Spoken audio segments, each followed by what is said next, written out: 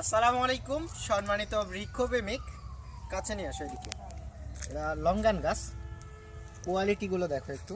এটা হচ্ছে জিও ব্যাগে সেট আপকৃত চারা। হ্যাঁ, আমাদের কাছে ফোর সিজন, তারপরে থাই লঙ্গান, রুবি লঙ্গান, এদিকে আসো, আছে অনেকগুলো আছে জাত, এবং প্রত্যেকটার কোয়ালিটি একবারে এ গ্রেডের। অলরেডি ফল চলে এসেছে।